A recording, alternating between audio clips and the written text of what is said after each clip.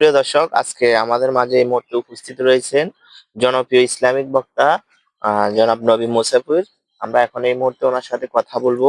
উনি দীর্ঘদিন যাবৎ ইসলামের কাজ করে আসছেন স্বেচ্ছায়, কোনো মানুষের সহযোগিতা ছাড়া নিজে নিজে কাজ করে আসছেন।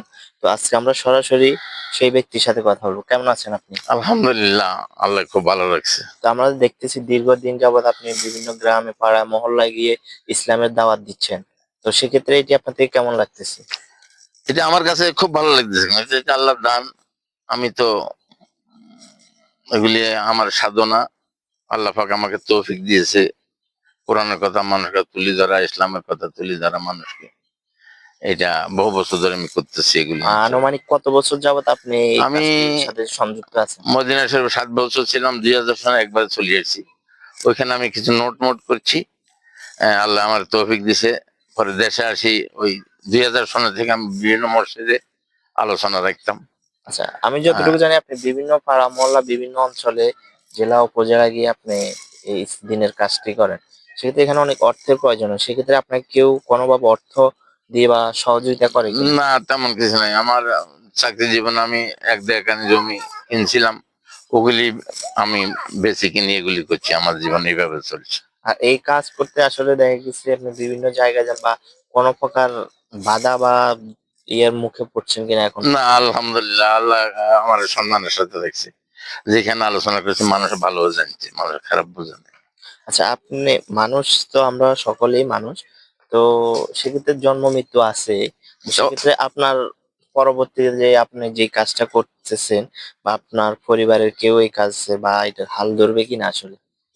এরকম কোন চিন্তাধারা বা এরকম কোনো ভাবে আপনার শুভাকাঙ্ক্ষী কাউকে আছে প্রয়োগ আমার করতেছেন? নাতি একটা আছে, সে কোরআন হাফেজ, ওদিকে মাওলানা, টাইটেল ফার্স্ট, বিএ ফার্স্ট করছে কলেজে। সে আলেম, সে মসজিদে মাদ্রাসাতে চাকরি করে এবং মসজিদে ইমামতি করে। তার মাধ্যমে আমার কথা প্রকাশ হবে হয়তো, আল্লাহ যদি করায় আর কি। আর আপনি এটা কি প্রতি মাসে আপনার প্রোগ্রামটি করেন নাকি প্রতি সাপ্তাহিক বা ব্যাপী? আমি প্রতি সপ্তাহে প্রায় করি, কোনো কোনো হয়তো 2 সপ্তাহের মাথায় করি। মানে বিভিন্ন হ্যাঁ, এলাকায় বা আমার ফেসবুকে আমার গত বছরে 20 পর্ব শেষ হয়ে গেছে। এই বছর আমি 21 পর্ব থেকে শুরু করছি। আহ, আপনি ফার্স্টে আপনি প্রবাস জীবন কাটাইছেন কত বছর? আমি স্বাধীনের পরে পাকিস্তান 7 বছর ছিলাম, তখন কি সেনাবাহিনী? সেনাবাহিনীতে ছিলাম। তারপর দেশে আসার পরে আরো 14 বছর চাকরি করছি, ঢাকা চিটাগাং যশোরে মিলেই। 21 বছর আর্মিতে চাকরি করছি আমি। 21 পর আমি রিটায়ার হয়েছি 88-তে, ইংরেজি। তারপর থেকে আমি ধর্মের দিকে এগুলি আমি